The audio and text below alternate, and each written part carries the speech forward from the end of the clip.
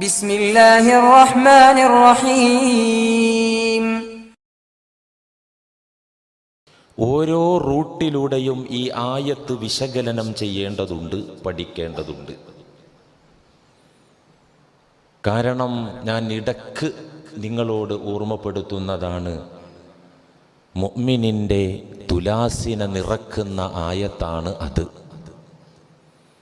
എങ്ങനെയൊക്കെയാണ് ഒരു മുഅ്മിനിൻ്റെ നന്മയുടെ തുലാസിൻ്റെ തട്ടിനെ അത് നിറക്കുന്നത്, ഭാരമാക്കുന്നത്, നാം അറിഞ്ഞേ മതിയാകൂ, പഠിച്ചേ മതിയാകൂ.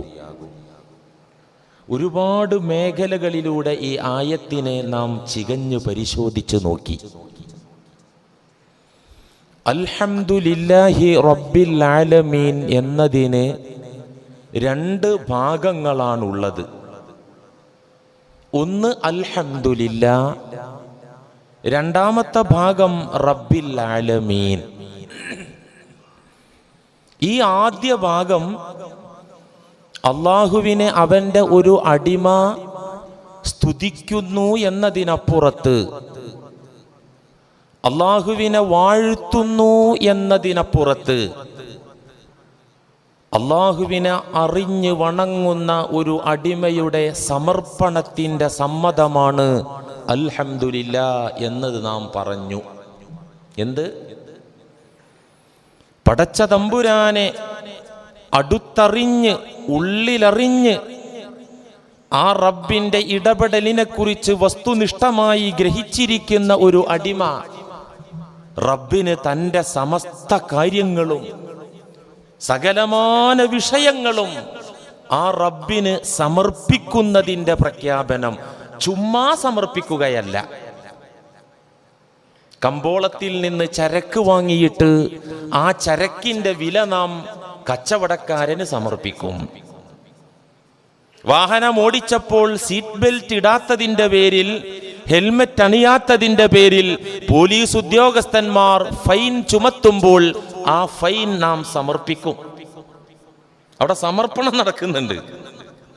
ആ സമർപ്പണമല്ല അൽഹംദുലില്ലാ 100% സംതൃപ്തിയോടെ പൊരുത്തപ്പെട്ടുകൊണ്ടുള്ള അല്ലാഹുവിൻ്റെ മുന്നിലുള്ള സമർപ്പണമാണ് അൽഹംദുലില്ലാ. മുഅ്മിൻ അവൻ്റെ ജീവിതത്തിൻ്റെ ഏതേത് ഘട്ടങ്ങളിലും, ഏതേതനുഭവങ്ങളിലും, ഏതേതവസ്ഥകളിലും അവൻ്റെ മന്ത്രം അൽഹംദുലില്ലാ. ഞാൻ എൻ്റെ നാഥന് സമർപ്പിച്ചിരിക്കുകയാണ്, പൊരുത്തപ്പെട്ട് സമർപ്പിച്ചിരിക്കുകയാണ്, സന്തുഷ്ടനായി ഞാൻ റബ്ബിൻ്റെ മുന്നിൽ വെച്ചു കൊടുത്തിരിക്കുകയാണ്. ഇത് നിസ്കാരത്തിലെ സത്യപ്രതിജ്ഞ അല്ലേ? വജ്ജഹ്തു വജ്ഹിയ ലില്ലദീ ഫത്തറസ് സമാവാതി വൽ അർള് ഹനീഫൻ മുസ്ലിമൻ വമാ അന മിനൽ മുശ്രിക്കീൻ ഇന്ന സ്വലാത്തി വനുസുക്കി വമഹിയായ വമമാതി ലില്ലാഹി റബ്ബിൽ ആലമീൻ. എന്താണ് പറഞ്ഞത്? ഞാനിപ്പോൾ ഈ നിസ്കരിക്കുന്ന നിസ്കാരം അള്ളാഹ്ക്കാണ് എന്നല്ല പറഞ്ഞത്. ഇതടക്കമുള്ള എൻ്റെ ചലനങ്ങൾ, എൻ്റെ നന്മകൾ, എൻ്റെ സമർപ്പണങ്ങൾ, എൻ്റെ ഭാഗത്തു നിന്നുണ്ടാകുന്ന സുഹൃതങ്ങൾ ലോകരക്ഷിതാവായ നാഥ നിനക്കുള്ളതാണ്. വമഹിയായ വമമാതി, എൻ്റെ ജീവിതം മുഴുവൻ, എൻ്റെ ജീവിതം മുഴുവൻ. ജീവിതത്തിൽ എന്തൊക്കെയുണ്ട്, ഏതൊക്കെയുണ്ട് ജീവിതത്തിൽ? എൻ്റെ മരണവും ലില്ലാഹി റബ്ബിൽ ആലമീൻ. അൽഹംദുലില്ലയുടെ വിശദീകരണത്തിൻ്റെ പ്രഖ്യാപനാണ് പ്രാരംഭ പ്രാർത്ഥനയിൽ വജ്ജഹ്തുവിൽ നാം പ്രഖ്യാപിക്കുന്നത്. നിസ്കാരത്തിലെ സത്യപ്രതിജ്ഞയാണത്. നിസ്കാരം ഒരു അധികാരാരോഹണമാണ്. നിസ്കാരം ഒരു അധികാര ആരോഹണമാണ്. ഒരു രാജാവിന്റെ, പ്രധാനമന്ത്രിയുടെ, MLA-യുടെ അധികാര ആരോഹണം പോലെയല്ല. മാലിക്കുൽ മുലൂക്കായ രാജാതിരാജന്റെ സവിധത്തിലേക്കുള്ള ആരോഹണമാണ്. അതൊരു വലിയ അധികാരമാണ്. ആ അധികാരമേൽക്കുമ്പോഴുള്ള സത്യപ്രതിജ്ഞയാണ് ഈ പറയുന്നത്. എൻ്റെ ജീവിതം മുഴുവൻ, എൻ്റെ മരണവും, എൻ്റെ സർവ്വതും ലില്ലാഹി റബ്ബിൽ ആലമീൻ. ലോകരക്ഷിതാവായ അള്ളാഹ്ക്കുള്ളതാന്ന് പറഞ്ഞാൽ എന്താണ്? ആ റബ്ബിന് ഞാൻ ബലി കഴിച്ചിരിക്കുന്നു, ആ റബ്ബിന് വേണ്ടി ഞാൻ സമർപ്പിച്ചിരിക്കുന്നു. ഇതാണ് അൽഹംദുലില്ലാ. റബ്ബിൽ ആലമീൻ. ആദ്യ ഭാഗം സമർപ്പണമാണെങ്കിൽ, സംതൃപ്തിയാണെങ്കിൽ, റബ്ബിന്റെ കാര്യത്തിൽ പൊരുത്തമാണെങ്കിൽ, രണ്ടാമത്തെ ഭാഗം റബ്ബിൽ ആലമീൻ എന്ന ഭാഗം അല്ലാഹുവിനെ കുറിച്ചുള്ള പഠനവും അറിവുമാണ്. റബ്ബുൽ ആലമീൻ അള്ളാഹിനെ കുറിച്ചുള്ള പഠനം, അള്ളാഹുവിനെ കുറിച്ചുള്ള അറിവാർജിക്കുന്നതിലേക്കുള്ള പ്രചോദനം, അതിന്റെ ഒരു ക്യാപ്സൂളാണ്. അള്ളാഹുവിനെ അറിയുന്നതിന്റെ ഒരു ക്യാപ്സൂൾ എല്ലാം ഉൾക്കൊള്ളിച്ച സാധനമാണ് ഏത് റബ്ബിൽ ആലമീൻ. അത് റബ്ബിനെ കുറിച്ചുള്ള പഠനമാണ്. ആ പഠനം ഒരു പള്ളി ദർസിലോ മതകലാലയത്തിലോ അല്ലെങ്കിൽ ഒരു കിതാബിലോ ഒരു ഗ്രന്ഥത്തിലോ ഞായറാഴ്ച ദിവസത്തിലുള്ള 1 മണിക്കൂറിന് താഴെയുള്ള ഖുർആൻ പഠന ക്ലാസ്സിലോ പരിമിതപ്പെടുന്ന പഠനമല്ല. റബ്ബുൽ ആലമീനെ കുറിച്ചുള്ള പഠനം ഒരു കിതാബിലോ പുസ്തകത്തിലോ ഒരു ഖുർആൻ ക്ലാസ്സിലോ ഒതുങ്ങുന്നതല്ല. പിന്നെയോ മണ്ണിലും വിണ്ണിലും പഠിക്കാനുണ്ട്, ഈ പ്രപഞ്ചത്തിലാകെ പഠിക്കാനുണ്ട്. ഈ പ്രപഞ്ചത്തിലാകെ റബ്ബുൽ ആലമീനാണ് എന്നാണ് അള്ളാഹു എഴുതി വെച്ചിട്ടുള്ളത്. ഉണ്ട്, ഒരു പുൽക്കൊടിയിലുണ്ട് റബ്ബുൽ ആലമീൻ, വായിച്ചിട്ടുണ്ടോ?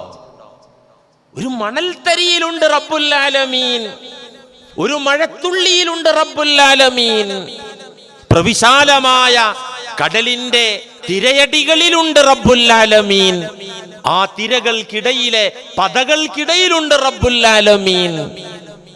എല്ലാത്തിലുണ്ട് റബ്ബിനെ കുറിച്ചുള്ള പഠനം. അത് അങ്ങനെ വിശാലമായി കിടക്കുകയാണ്. അതിന് സമയപരിധിയും ഇല്ല. വിദ്യാർത്ഥി കാലം എന്ന ഒരു കാലം റബ്ബുൽ ആലമീനെ അറിയുന്നതിലും അന്വേഷിക്കുന്നതിലും പഠിതാവിനില്ല. മരണം വരെ പഠിക്കാനുള്ളതാണ്. നാളെ മരിക്കുകയാണെങ്കിൽ ഇന്നും അതിനെക്കുറിച്ചാണ് പഠിക്കാനുള്ളത്, അറിയാനുള്ളത്. അൽഹംദുലില്ലാഹി റബ്ബിൽ ആലമീൻ. ഈ അറിവിന്, പഠനത്തിനാണ് അല്ലാഹു മനുഷ്യരെയും ജിന്നുകളെയും പടച്ചത്. ഏതിന്? നമ്മൾ വയലിൽ സാധാരണ കേട്ടിട്ടുള്ളത് എന്താണ്? മനുഷ്യനെ അല്ലാഹു പടച്ചത് ഇബാദത്തിനാണ് എന്നാ കേട്ടിട്ടുള്ളത്. ഞാൻ ഇപ്പോൾ നിങ്ങളോട് പറയുന്നു, നിങ്ങളിപ്പോൾ 1-ാം ക്ലാസ്സിലല്ല, അത് 1-ാം ക്ലാസ്സിലെ കുട്ടികൾക്ക് എടുക്കേണ്ട ക്ലാസ്സാണ്. ഏത് മനുഷ്യനെ അല്ലാഹു പടച്ചത് ഇബാദത്ത് ചെയ്യാനാണ് എന്ന് 1-ാം ക്ലാസ്സിലെ വിശദീകരണമാണ്. നിങ്ങൾ 1-ാം ക്ലാസ്സിൽ നിന്ന് ഇപ്പോൾ പാസ്സായിട്ടുണ്ട്. 1 വർഷമായല്ലോ ഇപ്പോൾ ഇത് കേൾക്കാൻ തുടങ്ങിയിട്ട്. അതുകൊണ്ട് നിങ്ങൾ ആർജിച്ച ആ നിലവാരം വെച്ച് ഞാൻ പറയാണ്, മനുഷ്യ ജിന്ന് വിഭാഗത്തിന് സ്പെഷ്യലായി അള്ളാഹു കൊടുത്ത സ്ഥാനവും, ഈ 2 വിഭാഗത്തെ അള്ളാഹു പടക്കാൻ കാരണമായതും, ആ പഠനത്തിന്റെ പിന്നിൽ അള്ളാഹു പ്ലാൻ ഇട്ടതും ലക്ഷ്യമാക്കിയതും ഇബാദത്തല്ല. എന്തുകൊണ്ട്? ഇബാദത്ത് എല്ലാ ചരാചരങ്ങൾക്കും ഉണ്ട്, എല്ലാ ജന്തുക്കൾക്കും ഉണ്ട്, എല്ലാ മരങ്ങൾക്കും ഉണ്ട്, എല്ലാ അചേതന സചേതന വസ്തുക്കൾക്കും ഇബാദത്ത് ഉണ്ട്. ഇതാരാ പറഞ്ഞത്? അല്ലാഹ് പറഞ്ഞു. എവിടെ പറഞ്ഞു? ഖുർആനിൽ പറഞ്ഞു. ഞാൻ നിങ്ങളോട് ഓതിയിട്ടുണ്ടത്. വഇൻ മിൻ ശൈഇൻ ഇല്ലാ യുസബ്ബിഹു ബിഹംദി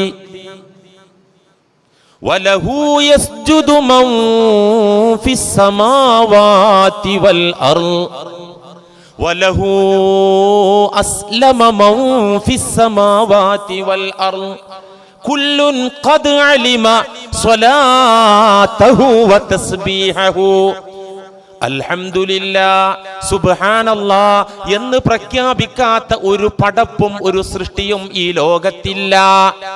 എല്ലാ ചരാചരങ്ങളും നിസ്കാരം പഠിച്ചിട്ടുണ്ട്, അവകളുടെ തസ്ബീഹ് പഠിച്ചിട്ടുണ്ട്. എന്ന് മാത്രമല്ല, എല്ലാം മുസ്ലിങ്ങളാണ്. ഇവിടത്തെ കല്ലും മണ്ണും മരങ്ങളും അരുവികളും പറവകളും ജന്തുക്കളല്ലാത്തതും എല്ലാം മുസ്ലിങ്ങളാണ്. പൗരത്വത്തിൽ നിന്ന് നമ്മളല്ലേ പുറത്താക്കാൻ പറ്റുള്ളൂ? ഈ പ്രപഞ്ചത്തിലെ സകല ചരാചരങ്ങളും മുസ്ലിങ്ങളാണ്. ഞാൻ പറഞ്ഞതിനനുസരിച്ചേ നീങ്ങുള്ളൂ, എനിക്കനുസരിച്ചേ നീങ്ങുള്ളൂ എന്ന് ഉടമസ്ഥനായ തമ്പുരാൻ. ഇതൊരു ചെറിയ സംഭവമല്ല ഇസ്ലാം. അതുകൊണ്ട് ഇസ്ലാമും തസ്ബീഹും അൽഹംദുലില്ലയും നിസ്കാരവും ഒന്നും മനുഷ്യനും ജിന്നിനും മാത്രം സ്പെഷ്യലായിട്ടുള്ളതല്ല എന്നാര് പറഞ്ഞു? അള്ളാഹ് ഖുർആനിൽ പറഞ്ഞു. പിന്നെന്താ ഈ മനുഷ്യന്റെയും ജിന്നിന്റെയും പ്രത്യേകത? ഇബാദത്ത് ഉസ്താദെ വഅദിൽ കേട്ടിട്ടുണ്ടല്ലോ, വമാ ഖലഖതുൽ ജിന്ന വൽ ഇൻസ ഇല്ലാ ലിയഅ്ബുദൂൻ. മനുഷ്യരെയും ജിന്നുകളെയും ഞാൻ പടച്ചത് ഇല്ലാ ലിയഅ്ബുദൂനി. അവിടെ ഇബാദത്തല്ലേ പറഞ്ഞത്? പിന്നെ മൊയ്ലേരല്ല എന്ന് പറഞ്ഞാൽ ശരിയാകുമോ? ഈ ഇബാദത്ത് ഏത് ഇബാദത്താണ്? അറിഞ്ഞു വണങ്ങാൻ വേണ്ടി. എങ്ങനെ? ഇല്ലാലി അഅ്ബുദൂനി എന്ന് പറഞ്ഞാൽ ഇല്ലാലി അഅ്രിഫൂനി എന്നാണ് മഹാനായ ഇമാം റാസി തന്റെ തഫ്സീറിൽ ഒരു അഭിപ്രായമായി അർത്ഥമായി രേഖപ്പെടുത്തിയത്. ഇമാം ഖുർത്തുബി അടക്കമുള്ള മുഫസ്സിറുകളൊക്കെയും മഹാനായ താബിഈങ്ങളിൽപ്പെട്ട പ്രസിദ്ധനായ മുജാഹിദ് റഹിമഹുല്ലാ പറഞ്ഞ അർത്ഥം ഇല്ലാലി അഅ്ബുദൂൻ, എനിക്കാരാധിക്കാൻ വേണ്ടി പഠിച്ചു എന്നല്ല. കാരണം പലതും ആരാധിക്കുന്നുണ്ട്. ഇല്ലാലി അഅ്രിഫൂനി, എന്നെ അറിഞ്ഞു വണങ്ങാൻ. ഇല്ലാലി അഅ്രിഫൂനി, എന്നെ അറിഞ്ഞ്, എന്നെ പഠിച്ച്, എന്നെ അടുത്തറിഞ്ഞ് എനിക്ക് വഴിപ്പെടാൻ വേണ്ടി മാത്രമാണ് മനുഷ്യരെയും ജിന്നിനെയും പഠിച്ചത്. അപ്പൊ അറിയുക എന്ന ക്വാളിറ്റി, അറിയുക, അള്ളാഹുവിനെ റബ്ബിനെ അറിയുക എന്ന പ്രത്യേകത അതാർക്കേ ഉള്ളൂ? മനുഷ്യർക്കും ജിന്നുകൾക്കും മാത്രമേ ഉള്ളൂ. അത് ഖുദ്സി ഹദീസിൽ കാണാം അള്ളാഹ് പറഞ്ഞത്, കുൻതു കൻസൻ മഖ്ഫിയ, ഞാൻ മറഞ്ഞു കിടക്കുന്ന ഒരു നിധിയായിരുന്നു. അള്ളാഹു പറയാൻ, ആർക്കും അറിയാത്ത, ആർക്കും വ്യക്തമാകാത്ത, ആർക്കും ഒട്ടും പരിചയമില്ലാത്ത മറഞ്ഞു കിടക്കുന്ന നിധിയായിരുന്നു ഞാൻ. ഫഅറദ്തു അൻ ഉഅറഫ, ഞാനൊന്ന് ഫേമസ് ആകാൻ തീരുമാനിച്ചു, ഞാനൊന്ന് അറിയപ്പെടാൻ തീരുമാനിച്ചു, ഞാനൊന്ന് പ്രസിദ്ധനാകാൻ തീരുമാനിച്ചപ്പോ ഞാൻ എന്താ ചെയ്തത്? ഫഖലഖതുൽ ഖലായിഖ്, അപ്പോഴാണ് ഞാൻ സൃഷ്ടിപ്പ് തുടങ്ങിയത്. ആ സൃഷ്ടിപ്പിൽ എല്ലാവർക്കും എന്നെ താങ്ങാനാവൂല, മലക്കാകൂല, പർവ്വതങ്ങൾക്കാവൂല എന്നൊക്കെ അള്ളാഹ് പറഞ്ഞു. എന്റെ അമാനത്ത് വഹിക്കാൻ പോലും പറ്റൂല എന്ന് പറഞ്ഞിട്ടില്ലേ? എന്നെ കുറിച്ചുള്ള അറിവും വിശ്വാസവും അമാനത്തായി വഹിക്കാൻ പര്യാപ്തനായവൻ അൽ ഇൻസാൻ, മനുഷ്യനാണ് അതിന് പ്രാപ്തനായ ആള്. ഫാത്തിഹയിൽ അതാ വിഷയം തന്നെ അതാണ്. അല്ലാ എന്ന പ്രയോഗം ബിസ്മി കഴിഞ്ഞാൽ ഫാത്തിഹയിൽ എത്ര വട്ടം പ്രയോഗിച്ചിട്ടുണ്ട്? അല്ലാഹു എന്ന പേര് സൂറത്തുൽ ഫാത്തിഹയിൽ ബിസ്മി ആണ് കഴിഞ്ഞാൽ എത്ര വട്ടം പറഞ്ഞിട്ടുണ്ട്? കണക്കൂട്ടി വെക്കേണ്ടി വരും അല്ലേ? ഒരു തവണ, ഒറ്റ തവണ സ്റ്റാർട്ടിങ്ങിൽ അൽഹംദുലില്ലാഹി റബ്ബിൽ ആലമീൻ കഴിഞ്ഞു. പിന്നെ അള്ളാനെ പറയൂല, പിന്നെ റഹ്മാനെ പറയുന്നു, റഹീമിനെ പറയുന്നു, റബ്ബുൽ ആലമീനെ പറയുന്നു, മാലിക് യൗമിദ്ദീനെ പറയുന്നു. അള്ളാനെ പിന്നെ പറയൂല. പിന്നെ അള്ളാഹുവിലേക്കുള്ള അഡ്രസ്, മേൽവിലാസങ്ങള്, വഴികാട്ടലുകള്, ഇത് മാത്രാണ് ഫാത്തിഹ. അവസാനത്തെ രണ്ട് ദീർഘമായ ആയത്തില്ലേ, അത് അള്ളാഹുവിലേക്കുള്ള വഴിയാണ്. അള്ളാഹുവിലേക്കുള്ള എന്താണ്? വഴി. സിറാത്തു മുസ്തഖീം, നേരായ പിഴക്കാത്ത കുണ്ടും കുഴിയൊന്നും ഇല്ലാത്ത, നമ്മളെ സുധാകരന്റെ റോഡൊന്നും അല്ല, കോടതി ചീത്തറിഞ്ഞ സുധാകരൻ ഉണ്ടല്ലോ, അതൊന്നും അല്ല, നേരെ നാഷണൽ ഹൈവേ, സിറാത്തു മുസ്തഖീം, ചൊവ്വായ പാത. ആ പാതയെ കുറിച്ച് അതും അള്ളാഹുവിലേക്ക് വഴി കാട്ടുകയാണ്. അപ്പൊ ഫാത്തിഹ മൊത്തം അള്ളാഹുവിലേക്ക് വഴി കാണിക്കുക. എങ്ങനെ ഈ അള്ളാഹുവിലേക്ക് വഴി കിട്ടുക? മുയ്യരൻ പറഞ്ഞു പോയാൽ പോരല്ലോ. ഞാൻ നിങ്ങളോടൊരു ഖുദ്സിയായ ഹദീസ് മുമ്പ് ഓതി വെച്ചിട്ടുണ്ട്. ഇമാം ബുഖാരി ഒക്കെ ഉദ്ധരിച്ച ഹദീസ് തന്നെയാണത്. നിങ്ങൾ കേട്ടിട്ടുണ്ടാകും. അതൊന്ന് ആഴത്തിൽ ചിന്തിക്കാൻ വേണ്ടി ഒന്നുകൂടെ സമർപ്പിക്കുക നിങ്ങളെ മുന്നിൽ. ഹബീബായ റസൂലുള്ളാഹി സ്വല്ലല്ലാഹി അലൈഹി വസല്ലം പറഞ്ഞു, ഉടമസ്ഥനായ റബ്ബ് പറഞ്ഞിട്ടുണ്ട്, മക്കളെ, അല്ലാഹ് എന്ന് പറഞ്ഞാൽ നിങ്ങൾക്ക് അപ്രാപ്യമല്ല. നിങ്ങൾ അങ്ങനെ വിചാരിക്കരുത്. പടച്ചവനെ കുറിച്ചൊരു അന്തവും കുന്തും കിട്ടൂല. എത്ര അധ്വാനിച്ചാലും റബ്ബേറ്റ് ഒരു അടുപ്പം കിട്ടൂല. അവനാ ആകാശത്തിന്റെ അപ്പുറത്ത്, അദൃശ്യ ലോകത്ത്, അനന്ത ലോകത്ത് അരൂപിയായി അങ്ങനെ നിലകൊള്ളുന്നു. ഞാനും ആ പടച്ചോനും തമ്മിലൊന്നും ബന്ധം കിട്ടൂല എന്ന് എൻ്റെ മക്കൾ തെറ്റിദ്ധരിക്കരുതേ. എന്നിട്ട് പറയാണ് ആര്? റസൂലുള്ളാഹി സ്വല്ലല്ലാഹി അലൈഹി വസല്ലം പറയാണ്, എൻ്റെ മക്കൾ കേട്ടോളൂ, നിങ്ങളുടെ റബ്ബ് എന്നോട് പറഞ്ഞിട്ടുണ്ട്. എന്താ റബ്ബ് പറഞ്ഞത്? ഇദാ തഖറബൽ അബ്ദു ഇലയ്യ ശിബ്റൻ. നിങ്ങൾ കേട്ട ഹദീസ. എൻ്റെ ഒരു അടിമ താല്പര്യത്തോടുകൂടെ ഒരു ചാണ് എന്നിലേക്ക് അടുത്തു വന്നാൽ തഖറബതു ഇലൈഹി ദിറാഅ, ഒരു മുഴം ഞാൻ അവനിലേക്ക് അടുത്ത് നിൽക്കും. അല്ലാഹ്, ഇത് തർക്കല്ല കേട്ടോ, ഈ ഹദീസിൽ തർക്കല്ല, ഒരാൾക്കും തർക്കല്ല. ഇന്നിപ്പോൾ നമ്മൾ മുസ്ലിം ഉമ്മത്തിലെ വിവിധ സംഘടനക്കാരും ആശയക്കാരൊക്കെ വന്നില്ലേ, എല്ലാവരും അംഗീകരിക്കുന്ന ഹദീസ് അത്. ഒരു ചാണ് എൻ്റെ അടിമ എന്നിലേക്ക് ഇങ്ങോട്ട് അടുത്താൽ, ചിന്തിക്കണം കേട്ടോ, തഖറബതു ഇലൈഹി ദിറാഅ, ഒരു മുഴം, അവൻ ഒരു ചാണല്ലേ അടുത്തത്, ഞാൻ ഒരു മുഴം അങ്ങോട്ട് കൊടുക്കും. വഇദാ തഖറബ ഇലയ്യ ദിറാഅ, എൻ്റെ അടിമ ഒരു മുഴം എന്നിലേക്ക് അടുത്തു വന്നാൽ തഖറബ്തു ഇലൈഹി ബാഅ, ഒരു വാര ഞാൻ അവനിലേക്ക് അങ്ങോട്ടെടുക്കും. എന്തൊരു വാര? ബാഅ എന്ന് പറഞ്ഞ അളവ് അറബിയിൽ ഒരു മനുഷ്യൻ രണ്ട് കൈയും ഇങ്ങനെ പിടിച്ചാൽ എത്ര ഉണ്ട് അത്ര. അതൊരു മനുഷ്യൻ്റെ ഹൈറ്റാണ്.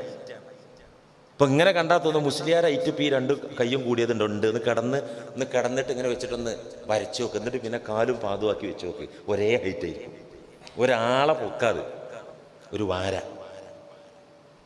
ഒരു മുഴം എൻ്റെ അടിമ എന്നിലേക്ക് അടുത്താൽ ഞാൻ ഒരു വാര അവനിലേക്ക് അടുക്കും. നിർത്തിയില്ല.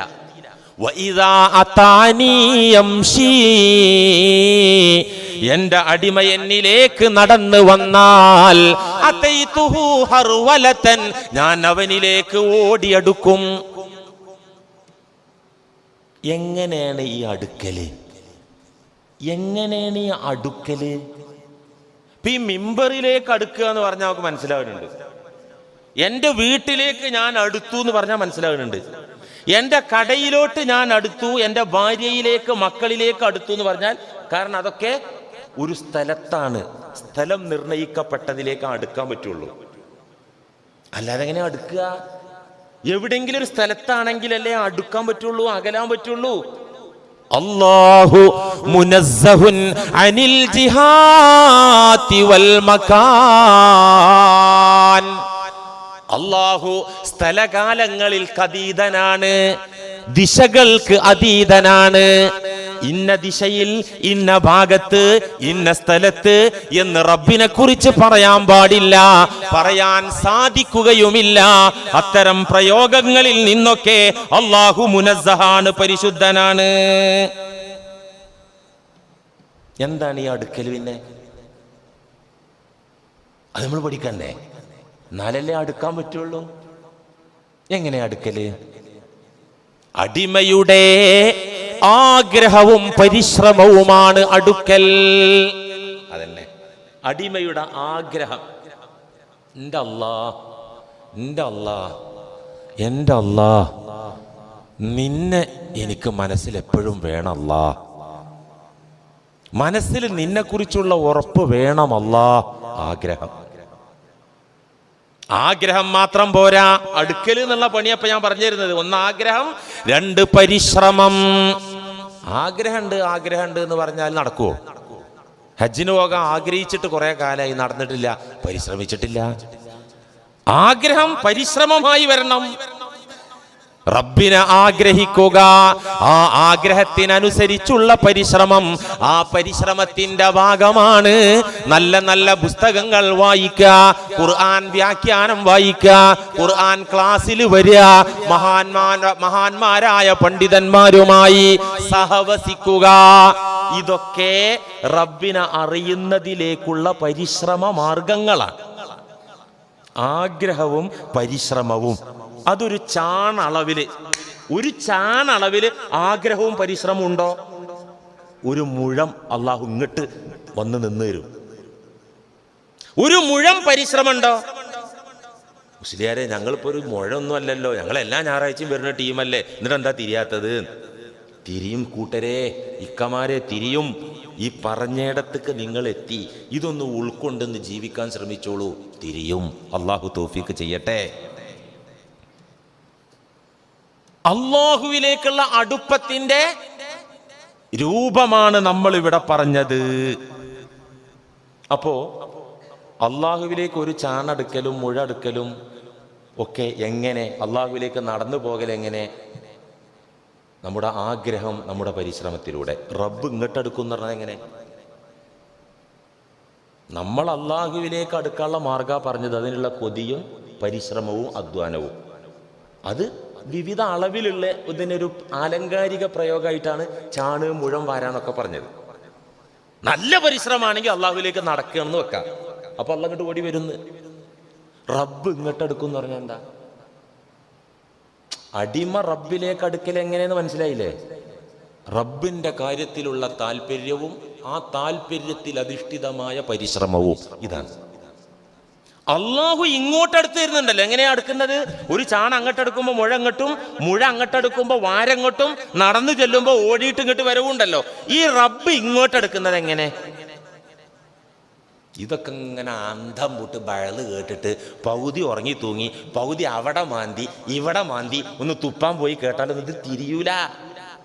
ഓ, അള്ളാന്റെ അടുത്തൊക്കെ നമ്മൾ നടന്നു പോയാൽ അള്ള അങ്ങോട്ട് ഓടി വരുമല്ലേ, ഭയങ്കര സംഭവം തന്നെ. എങ്ങനെയാണ് ഈ അള്ളാന്റെ ഓടി വരവ്? എങ്ങനെയാണ് ഒരു മുഴ റബ്ബ് ഇങ്ങോട്ട് അടുക്കുന്നത്? എങ്ങനെയാണ് ഒരു വാര അള്ളാഹു നമ്മിലേക്ക് അടുക്കുന്നത്? നമ്മൾ അങ്ങോട്ടെടുക്കുന്നത് പറഞ്ഞു, റബ്ബ് ഇങ്ങോട്ടെടുക്കുന്നത് എങ്ങനെ? ചില ആൾക്കാർ തെറ്റിദ്ധരിച്ചു, ഇഷ്ടം പോലെ ദുന്യാവ് വാരിക്കോരി കൊടുത്തിട്ടാണ് അള്ളാഹ് അടുക്കല്. അള്ളാഹ് അടുത്തു എന്നുള്ളതിന്റെ ലക്ഷണം എന്താണ്? ഇഷ്ടം പോലെ ദുന്യാവ് കിട്ടി. പൊട്ട തെറ്റാ. കാരണം എന്താ? അള്ളാഹ് ദുന്യാവിന് മാർക്കറ്റ് ഇട്ടിട്ടില്ല. അള്ളാഹ് ദുന്യാവിന് കൊടുത്ത മാർക്കറ്റ് ലൗ അന്ന ദുന്യാ തസിനു ഇൻദല്ലാഹി ജനാഹ ബഊലത്തിൻ. ഈ ദുനിയാവിലുള്ള ചരക്ക് വിഭവങ്ങള് പണങ്ങള് മുഴുവൻ അള്ളാഹുവിന്റെ അടുക്കൽ കൊതുകിന്റെ ഒരു ചിറകിനോളം അള്ളാഹു വില ഇട്ടിരുന്നെങ്കിൽ, വില കൽപ്പിച്ചിരുന്നെങ്കിൽ, കൊതുകിന്റെ ചിറക് എന്നല്ല, അങ്ങനെയാണ് ജനാഹൈ ബഊല എന്നാ പറയാ. ജനാഹ ബഊല, കൊതുകിന്റെ ഒരു ചിറകിനോളം വില അള്ളാഹു കൽപ്പിച്ചിരുന്നെങ്കിൽ മാ സഖാ കാഫിറൻ ശുർബത മാ, ഒരു കവിള് വെള്ളം ഒരു കാഫിറിനെ അള്ളാഹു കുടിപ്പിക്കില്ലായിരുന്നു എന്ന് നബി സല്ലല്ലാഹു അലൈഹി വസല്ലം. അപ്പൊ ദുന്യാവ് കൊടുത്തിട്ട് ആണ് അടുക്കല് എന്ന് തെറ്റിദ്ധരിക്കണ്ട. പിന്നെ എങ്ങനെയാ അള്ളാഹ് നമ്മളിലേക്ക് അടുക്കുക? മനസ്സിലാവണ്ടേ? അത് എങ്ങനെയാണ് അള്ളാഹ് നമ്മളിലേക്ക് അടുക്കുക എന്ന് മനസ്സിലാവണ്ടേ? ചില ആൾക്കാർ തെറ്റിദ്ധരിച്ചു എന്ന് പറയുന്നത് കുറച്ച് അപകടമാണ്. ധരിച്ചു. എന്താ ധരിച്ചത്? ദുആക്ക് ഉത്തരം കിട്ടും അള്ളാഹുവിലേക്ക് അടുത്താല്. അള്ളാഹുവിലേക്ക് അടുക്കല് എന്ന് പറഞ്ഞാൽ എന്താണ്? ദുആ ചെയ്താൽ അള്ളാഹു ഇജാബത്ത് തരും, ഉത്തരം തരും എന്ന് ചിലർ ധരിച്ചു. അതും ശരിയല്ല.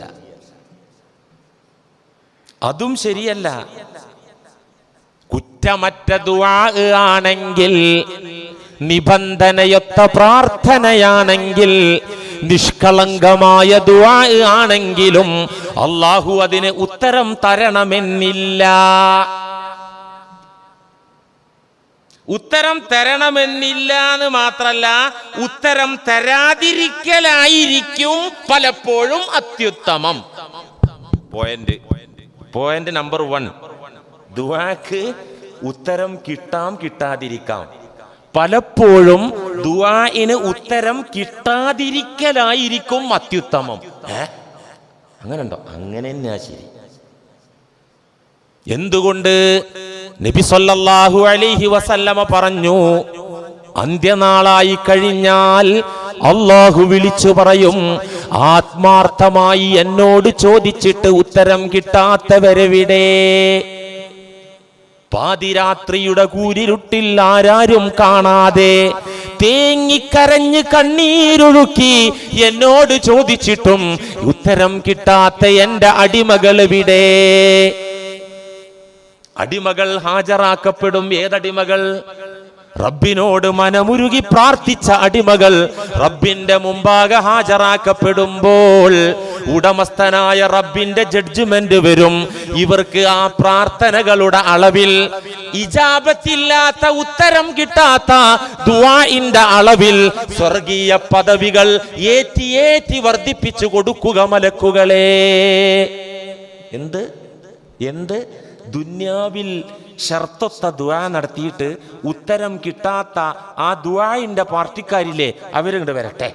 ആ ദുആഇന്റെ കണക്കനുസരിച്ച് സ്വർഗീയ പദവി അവർക്ക് ഏറ്റി ഉയർത്തി ഉയർത്തി കൊടുക്കുവീൻ എന്ന് റബ്ബിന്റെ പ്രഖ്യാപനം വരുമ്പോ ഈ അടിമ വെച്ച് അവിടെ കൊതിക്കും, അവിടെ നിന്ന് കൊതിക്കുമെന്ന് മുഹമ്മദ് നബി സ്വല്ലല്ലാഹു അലൈഹി വസല്ലം. എന്താ കൊതിക്കുക? പടച്ചോനെ, ദുനിയാവിലെ എന്റെ ഒറ്റ ദുആക്കും നീ ഉത്തരം തന്നില്ലായിരുന്നുവെങ്കിൽ എന്റെ എത്ര ഭാഗ്യവാന്മാരാരല്ലാ. ഞാൻ നിന്നോട് ചോദിച്ച ചോദ്യങ്ങൾക്ക് ഒന്നിനും നീ ഉത്തരം അവിടെ വെച്ച് തന്നില്ലായിരുന്നുവെങ്കിൽ എന്റെ എത്ര ഭാഗ്യവാൻ ആരുണ്ടാകും റബ്ബേ. നോക്ക്, അപ്പൊ ദുആക്ക് ഉത്തരം കിട്ടുന്നാണോ റബ്ബേന്റെ അടുത്താല്? ആണോ? ദുആക്ക് ഉത്തരം കിട്ടുന്നാണോ റബ്ബേന്റെ അടുത്താല്? അല്ല. ദുആ കുറ്റമറ്റ നിഷ്കളങ്കമാണെങ്കിൽ, ഷർത്തൊത്ത ദുആണെങ്കിൽ 3ൽ 1 ഗുണം ഉറപ്പാ. ആ ചോദിച്ചതാണ് തരുന്നുള്ളത് മാത്രമല്ല, 3ൽ 1 ഫലം ഉറപ്പാ. ദുആ ക്ലിയർ ആണെങ്കിൽ 3ൽ 1 ഫലം ഉറപ്പാ. ഒന്നുകിൽ ആ ചോദിച്ചത് തന്നെ കൊടുക്കും, ഒന്നുകിൽ എന്താണോ ചോദിച്ചത് അത് കൊടുക്കും. അത് കൊടുക്കാൻ പറ്റാത്ത കാര്യമാണെങ്കിൽ അതിന് തത്തുല്യമായത് കൊടുക്കും. ഇപ്പൊ ഡെങ്കിപ്പനി ഈ ഭാഗത്ത്, കാവുങ്കര ഭാഗത്തൊക്കെ പരക്കുന്ന പത്രത്തിലൊക്കെ ഉണ്ട്. ഇത് കേട്ടിട്ട് ഡെങ്കിപ്പനിയിൽ നിന്നും എന്നെയും കുടുംബത്തിനെയും കാത്തിരക്ഷിക്കണമേ അല്ലാ. പള്ളിക്കൊരു 101 രൂപ വെള്ളിയാഴ്ച കൊടുത്തു, ഓഫീസിൽ ഉസ്താദിനെ കൊണ്ട് ദുആ ചെയ്യിപ്പിച്ചു. അന്ന് വൈകുന്നേരം തുടങ്ങി വീട്ടുനാഥന് ഡെങ്കിപ്പനി, പിറ്റേന്ന് കുടുംബത്തിനും തുടങ്ങി. അപ്പൊ ബേജാറാകണ്ട. ഈ പറഞ്ഞു അല്ല ഇതെന്താ, അത് റോങ് ആണല്ലോ അല്ല കാണിക്കണത്. ഇതായിരുന്നപ്പോത്തിന് പിറ്റേന്നാണ് ഉണ്ടായി, ഇതായിരുന്നില്ലെങ്കിൽ ചിലപ്പോൾ ഉണ്ടാവില്ല. ശരിയാണ്, ഇത് നിനക്ക് വിധിച്ചതാണ്. ഇതിന്റെ പിന്നിലൊരു മഞ്ഞപ്പിത്തം വരുന്നുണ്ട്, അതിൽ നിന്നെയും നിന്റെ കുടുംബത്തെയും ഒഴിവാക്കിയിട്ടുണ്ട് തന്നെ. അതിന് തത്തുല്യമായത് കൊടുക്കും എന്ന് പറഞ്ഞാൽ അതാണ്. ഇത് രണ്ടുമില്ല, ചോദിച്ചതും കൊടുക്കൂല, തത്തുല്യമായതും കൊടുക്കൂല എങ്കിൽ ആഖിറത്തിൽ സ്വർഗീയ പദവി, അതാണ് ഈ പറഞ്ഞത്, ആഖിറത്തിൽ സ്വർഗീയ പദവി അള്ളാഹു ഏറ്റി ഏറ്റി കൊടുക്കും എന്നാണ് നബി സല്ലല്ലാഹു അലൈഹി വസല്ലമ തങ്ങൾ പറഞ്ഞത്. അതുകൊണ്ട് അള്ളാഹുവിലേക്ക് ഒരു അടിമ അടുക്കുക എന്ന് പറഞ്ഞാൽ ഒരിക്കലും ദുആക്ക് ഉത്തരം കിട്ടുക എന്നല്ല, ഉത്തരം കിട്ടാതിരിക്കലാണ് പലപ്പോഴും നല്ലത്. ഇനി ഒരു പോയിന്റ് കൂടി പറഞ്ഞുതരാം. അള്ളാഹു ഇഷ്ടപ്പെട്ട ആൾക്കാരാണെങ്കിൽ, എങ്ങനത്തെ ഇഷ്ടം? ഒരു 1.5 ഇഷ്ടം. അള്ളാഹ്ക്ക് ഒരു അടിമയോടൊരു 1.5 ഇഷ്ടം ആണെങ്കിൽ അള്ളാഹ്ക്ക് ഉത്തരം നൽകാതിരിക്കാനാണ് ഇഷ്ടം. അള്ളാഹ്ക്ക് ഒരാളോട് വെറുപ്പാണെങ്കിൽ പെട്ടെന്ന് ഉത്തരം കൊടുക്കാനുമാണ് ഇഷ്ടം. അങ്ങനെയുണ്ട് ഉസ്താദെ, അങ്ങനെയുണ്ട്. നമ്മളിപ്പോൾ ഈ മോഡിക്കെതിരെയും അമിത് ഷാക്കെതിരെയൊക്കെ ഇങ്ങനെ ദുആ ചെയ്തിട്ടൊന്നും അള്ളാഹ് കേൾക്കണില്ലല്ലോ. അത് ഇഷ്ടം കൊണ്ടും കേൾക്കാതിരിക്കും. റസൂലുള്ളാഹി സ്വല്ലല്ലാഹു അലൈഹി വസല്ലം പഠിപ്പിച്ചിട്ടുണ്ട്. ഇദാ അഹബ്ബല്ലാഹു അബ്ദൻ ഇബ്തലാഹു, ഒരു അടിമയെ, ഒരു സംഘത്തെ അല്ലാഹു ഇഷ്ടപ്പെട്ടാൽ ഇബ്തലാഹും, അല്ലാഹു അവരെ പരീക്ഷിക്കും.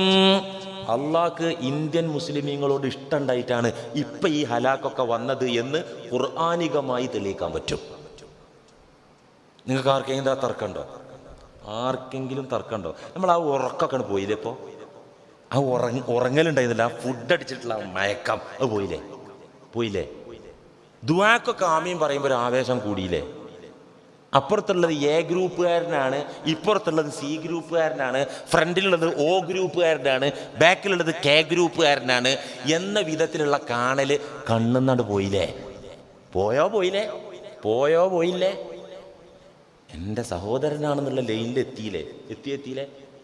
ഈ കണക്കിൽ ഇത് വല്ലാത്തൊരു നിയമത്തല്ല കൂട്ടരെ. ഇത് പെട്ടെന്നൊന്നും ഉത്തരം കിട്ടണ്ട, കുറച്ചൊന്ന് പോയിക്കോട്ടെ. നമ്മളെ ശത്രുക്കൾ കുറച്ച് പഠിച്ചോട്ടെ, നമ്മൾ നന്നായിട്ടും പഠിക്കട്ടെ. അല്ലാഹു തൗഫീഖ് ചെയ്യട്ടെ.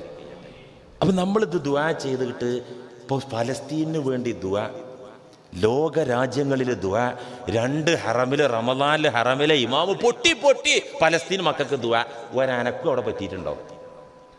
എന്നാൽ പലസ്തീൻ മക്കൾ ഈ പീഡനമൊക്കെ അനുഭവിച്ചിട്ട് വല്ല വിഷയവും, നമ്മളെ കുട്ടികൾ ഈ ടോയ്സും കൊണ്ട് കളിക്കണ മാതിരിയാണ് ബോംബിൻ്റെ പാർട്സും കൊണ്ട് പലസ്തീനിലെ മക്കൾ കളിക്കണത്.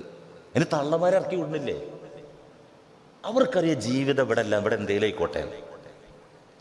നമ്മളെ ജീവിതത്തിനേക്കാൾ അന്തസ്സിൽ അവർ ഒരു പരിധി വരെ ആളുകൾ ജീവിക്കുന്നുണ്ട്. പീഡനം നമുക്ക് സഹിക്കാൻ വയ്യ, കാണാൻ വയ്യ, വേറെ വസ്തുത. അല്ലാഹു ഒരു അടിമയെ അല്ലെങ്കിൽ ഒരു സംഘത്തെ, ഒരു വിഭാഗത്തെ ഇഷ്ടപ്പെട്ടാൽ ഇബ്തലാഹും, പരീക്ഷണം അവരിലേക്ക് ഇറക്കും. അതെന്തിനാ? ഉണരാൻ. അതെന്തിനാ? റബ്ബിലേക്ക് ഇങ്ങനെ എത്തി നോക്കാൻ. ഞാനൊരു അതീവ രഹസ്യമായ ഒരു ഹദീസ് പറയട്ടെ. അത് പറയാൻ എനിക്ക് പേടിയുണ്ട് നിങ്ങളോട്. ഞാൻ വായിച്ചതാണ് മഹാന്മാരെ കിതാബില്. അഹ്ലുൽ ജന്നത്തി, അല്ലൊരു സ്ഥലത്ത് പറയാണ്, അത് പറഞ്ഞ പ്രശ്നമാണോ? അഹ്ലുൽ ജന്നത്തി മശ്ഗൂലൂന ബിൻ നിഅമതി, സ്വർഗക്കാരൊക്കെ സ്വർഗത്തിലുള്ള അനുഗ്രഹങ്ങളിൽ എൻഗേജ്ഡ് ആണ്. അവിടുത്തെ ഹൂറിമാര് കള്ളിൻ്റെ ആറ്, പാലിൻ്റെ ആറ്, തേനിൻ്റെ പുഴ, സ്വർണത്തിൻ്റെ കട്ടില്, ഇതിലൊക്കെ എൻഗേജ്ഡ് ആണ്. ആര്? സ്വർഗക്കാര്. നരകവാസികളായ ആളുകൾ മശ്ഗൂലൂന ബി, എന്നിലേക്ക് എൻഗേജ്ഡ് ആണ്. അല്ലാഹു പറയാൻ, പഠിച്ചോനെ എൻ്റെ അല്ലോ നാശമേ. എന്നിട്ട് അല്ലാഹു പറയാണ്, സ്വർഗക്കാർ അവിടെ എൻഗേജ്ഡ് ആയപ്പോൾ ഈ സാധുക്കൾ എന്നിലേക്ക് എൻഗേജ്ഡ് ആയതിൽ എനിക്കൊരു തൃപ്തിയൊക്കെ ഉണ്ട്. ആ തൃപ്തിപ്പെട്ടവൻ പിന്നെ അവിടുന്ന് കയറ്റിക്കൊണ്ടിരുന്നത്. സത്യല്ലേ ഇത്? പരമസത്യല്ലേ ഇത്? ഈ പറഞ്ഞത് കളവാ? നരകത്തിൽ വീണ മുഅ്മിനീങ്ങൾ, പാകപ്പിഴവുകളുള്ള പാപികളായ സാധുക്കളായ മുസ്ലിമീങ്ങൾ, അവർ റബ്ബിലേക്ക് ഇങ്ങനെ കൈ ഉയർത്തിയിട്ട് വിളിക്കുമ്പോൾ മറ്റേ പഹയന്മാരൊക്കെ അവിടെ സുഖത്തിലാ, കൂറിമാരൊപ്പം കടന്നുറങ്ങുക. എന്നാൽ ഇവലോ എന്നെ വിളിക്കുകയാണ്, എനിക്കത് ഇഷ്ടപ്പെടുകയാണ്. അല്ലാഹു ഇത് കേട്ടിട്ട് നരകത്തേക്ക് പോകാനുള്ള പണിയൊന്നും എടുക്കണ്ട. അതുകൊണ്ടാണ് എനിക്കിത് പറയാൻ പേടി എന്ന് പറഞ്ഞത്. അള്ളാഹ്ക്ക് നരകത്ത് പോകണ ഇഷ്ടം, അതല്ലേ ഈ പറഞ്ഞതിന് അർത്ഥം കേട്ടോ. ഒരു വശം, നമ്മൾ ആ വശം മാത്രം ശരിക്കും മനസ്സിലാക്കുക.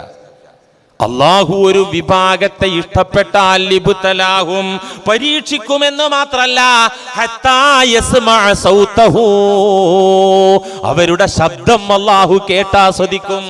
നമ്മളൊക്കെ ഇപ്പൊ പറയണില്ല അള്ളാഹിനോട്, അല്ലാ ഞങ്ങളെ സഹോദരന്മാർ, ആസാമിലുള്ള സഹോദരന്മാർ, ബംഗാളിലുള്ള സഹോദരന്മാർ, സഹോദരിമാർ, പിഞ്ചുമക്കള്, എത്രത്തോളം എന്ന് വെച്ചാൽ മാതാപിതാക്കൾക്ക് പൗരത്വമുണ്ട്, എട്ടും പൊട്ടും തിരിയാത്ത കൊച്ചുകുട്ടികൾക്ക് പൗരത്വമില്ല.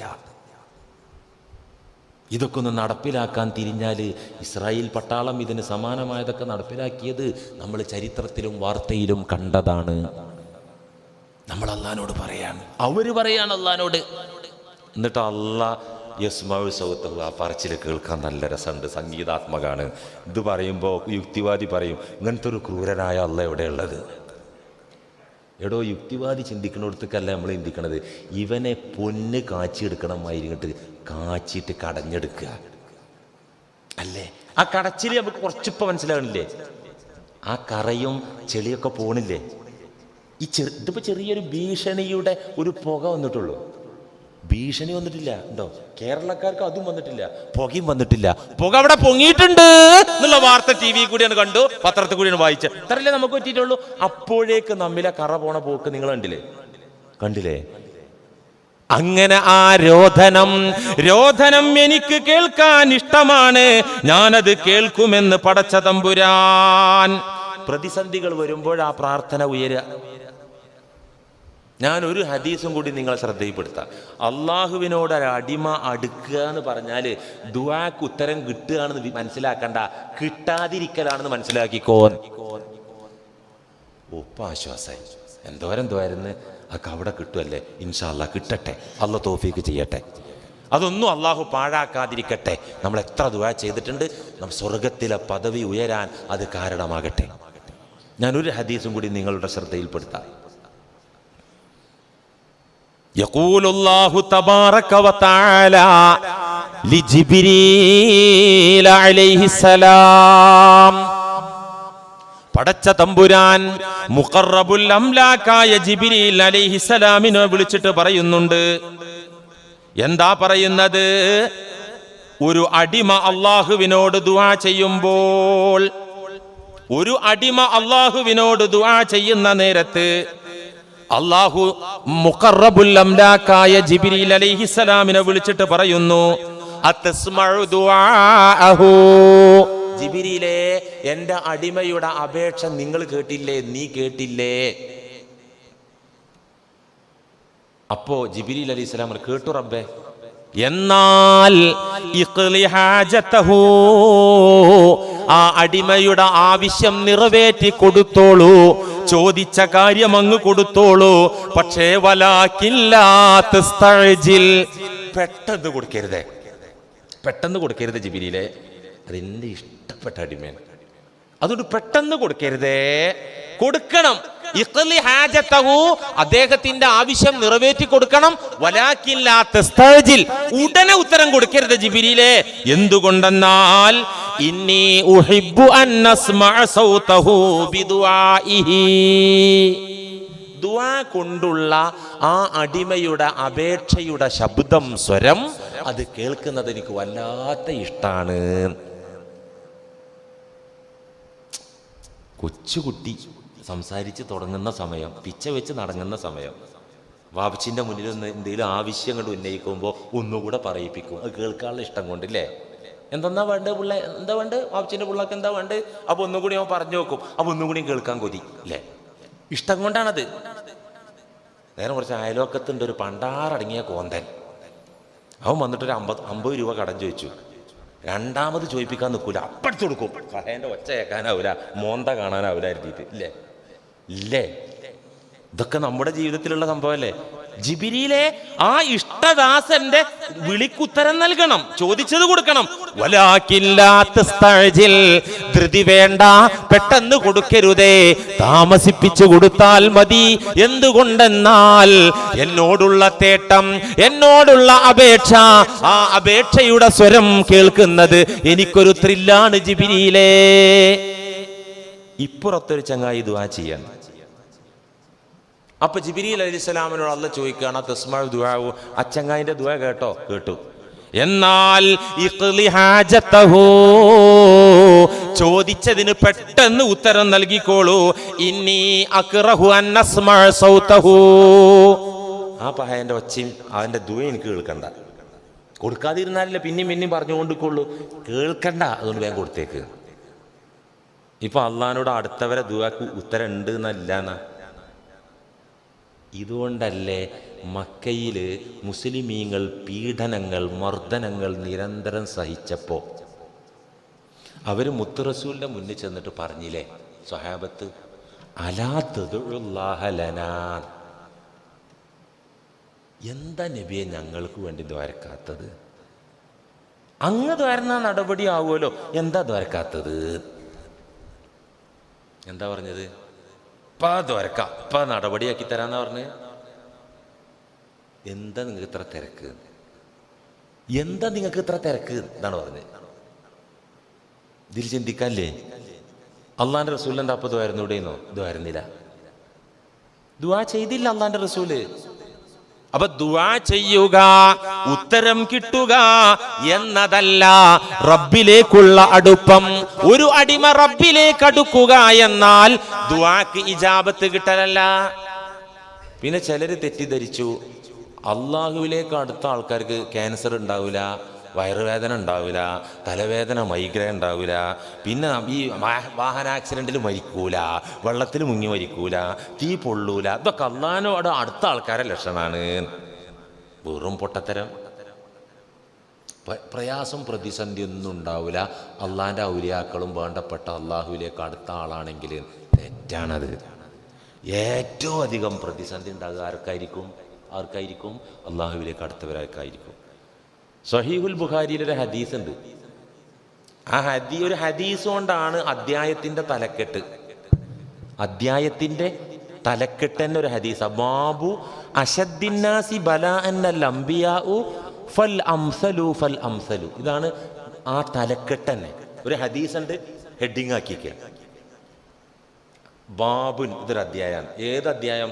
അശദ്ദുന്നാസി ബലാഅൻ, ഏറ്റവും ജനങ്ങളിൽ പരീക്ഷണം നേരിടുന്നത്, ക്ലേശങ്ങളും പ്രയാസങ്ങളും അനുഭവിക്കുന്നത് അൽ അംബിയാഉ, അള്ളാഹുവിലേക്ക് ഏറ്റവും മനുഷ്യകുലത്തിൽ നിന്നടുത്തവരായ അംബിയാ മുർസലുകളാണ്. ഫൽ അംസലു, പിന്നെ നബിമാരോട് അടുക്കുന്ന ആളുകൾ, പിന്നെ അതിന്റെ അടുത്ത റേഞ്ചിലുള്ള ആളുകൾ. നബിമാരെ കൂട്ടത്തിൽ പവർഫുൾ വ്യക്തിത്വ ആരാ? നബിമാരെ കൂട്ടത്തിൽ സയ്യിദാരാ? നബിമാരെ കൂട്ടത്തിലെ നേതാവാരാ? മുഹമ്മദുർ റസൂലുള്ളാഹി. ആ കൂട്ടത്തിൽ ഏറ്റവും ക്ലേശം സഹിച്ചതാരാണ്? പൗരത്വ ബില്ലും NRCയും വന്നിട്ട് ഇവിടുന്ന് പോകുകയാണെങ്കിൽ ഒരു ഹിജറ പോയാൽ എന്താ കുഴപ്പം? അള്ളാഹിന്റെ റസൂൽ പോയ സംഭവമല്ലേ? വാണ്ടുസ്താദെ അങ്ങനെയൊന്നും പറയല്ലേ, അങ്ങനെ പേടിപ്പിക്കല്ലേ. അല്ലെങ്കിലേ ഒരു ധൈര്യം സംഭരിച്ച് അഡ്ജസ്റ്റ് ചെയ്തിരിക്കുകയാണ്. മുത്തു റസൂലിന്റെ അനുയായികളാ നമ്മള്. നാട് വിട്ടുപോയില്ലേ? നാട് വിട്ടുപോയതുകൊണ്ട് എല്ലാം നഷ്ടമായോ? എല്ലാം കിട്ടുകയല്ലേ ചെയ്തത്, അല്ലേ? ഇതൊന്നും കാട്ടിയിട്ട് നമ്മളെ പേടിപ്പിച്ചാൽ നമ്മൾ എന്തിനാ പേടിക്കണേ? അള്ളാഹിന്റെ റസൂലിന്റെ ഉമ്മത്തിലെ മെമ്പർമാരാണ് നമ്മളെങ്കിൽ പേടിക്കൂല. പിന്നെ പേടിയുണ്ടോ? ഞാൻ വെള്ളിയാഴ്ച പറഞ്ഞ പോലെ കാക്കാ ഗ്രൂപ്പിലെ മെമ്പറായിരിക്കും, അത്രേ ഉണ്ടാവുള്ളൂ. ആ മെമ്പർഷിപ്പേ ഉണ്ടാവുള്ളൂ. ഇസ്ലാം മതത്തിൽ മെമ്പർഷിപ്പ് ഉണ്ടോ? പേടിക്കൂല. ഈ അധ്യായത്തിന്റെ തലക്കെട്ടപ്പത് കേട്ടോ. ജനങ്ങളിൽ ഏറ്റവും അധികം പ്രയാസം സഹിക്കുന്നത് നബിമാരാണ്. ആ അധ്യായത്തിൽ അവതരിപ്പിച്ച ഹദീസ് അതറിയാം നിങ്ങൾക്ക്? നബി തങ്ങളുടെ പനി. എന്ത് ബുഖാരി എടുത്ത് നോക്ക്, നോക്കാൻ കഴിയുമെങ്കിൽ, അല്ലെങ്കിൽ അതിന്റെ പരിഭാഷ എടുത്ത് വായിച്ചു നോക്ക്. നബി തങ്ങളുടെ പനിയെ വിശദീകരിക്കുന്നത്. അബ്ദുല്ലാ റളിയല്ലാഹു അൻഹു നബിയെ കാണാൻ വേണ്ടി ചെന്നപ്പോ കണ്ട കാഴ്ച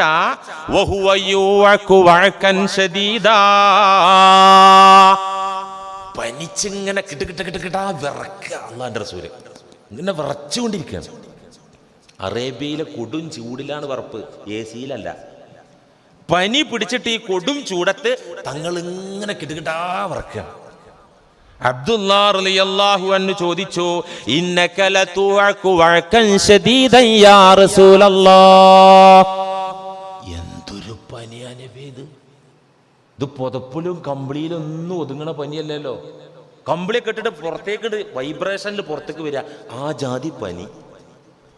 എന്ത് പനിയും വിറക്കലുമാണ് നബിയെ എന്ന് അബ്ദുല്ലാ റളിയല്ലാഹു അൻഹു ചോദിച്ചപ്പോ ഖാല അജൽ, അതേ അബ്ദുല്ലാ, നല്ല പനിയാണ്. എന്നിട്ട് ആ പനിയുടെ അളവ് തെർമോമീറ്ററിൽ അളന്നിട്ടല്ല പറഞ്ഞത്, അതൊരു ഉപമയിലൂടെ പറഞ്ഞു. ഇന്നി ഉഅകു കമാ യുഅകു റജുലാനി മിൻകും, നിങ്ങളിൽ രണ്ടാൾക്ക് വരുന്ന പനി എനിക്ക് ഒറ്റക്ക് വരും. ഖാല റസൂലുള്ളാഹി. ഏയ്, നിങ്ങൾ എൻ്റെ മക്കളല്ലേ, ഉമ്മത്തല്ലേ, നിങ്ങളിൽ രണ്ടാൾക്ക് വരുന്ന പനി എനിക്ക് ഒറ്റക്ക് കിട്ടുന്നു. അപ്പൊ സ്വഹാബി ചോദിച്ചത്, അമ്പോ വല്ലാത്ത കടുപ്പായി പോയി എന്നല്ല, അവർ ആത്മീയമായിട്ട് ശിക്ഷണം കിട്ടിയ ടീമാ. ചോദിച്ചു, യാ റസൂലല്ലാ, ഞങ്ങൾക്കൊരാൾക്കൊരു പനി കിട്ടിയാൽ എന്താ കിട്ടുകയെന്ന് തങ്ങൾ പറഞ്ഞു തന്നിട്ടുണ്ട്. ഞങ്ങൾക്ക് പനി വന്നാൽ എന്താണ് അതിൽ ലാഭമെന്ന് തങ്ങൾ പറഞ്ഞു തന്നിട്ടുണ്ട്. ആ ലാഭം തങ്ങൾക്ക് ഇരട്ടി കിട്ടുമോ? അത് കിട്ടും മോനെ, അത് കിട്ടും. പക്ഷെ ഞാൻ അതിനു മാത്രം സഹിക്കണമെന്ന് ഖാല റസൂലുള്ളാഹി. അതുകൊണ്ട് റബ്ബേറ്റ് അടുക്കുക എന്ന് പറഞ്ഞാൽ എന്തല്ല പ്രശ്നങ്ങളിൽ നിന്നും പ്രതിസന്ധികളിൽ നിന്നും ഒഴിവായിട്ട് സൗഖ്യമായിട്ട് ഹാപ്പിയായിട്ട് അടിച്ചു പൊളിച്ച് ജീവിക്കലല്ല. പിന്നെന്താ? അത് മഅരിഫത്തുല്ലാഹ്, അള്ളാഹുവിനെ അറിയലാണ്.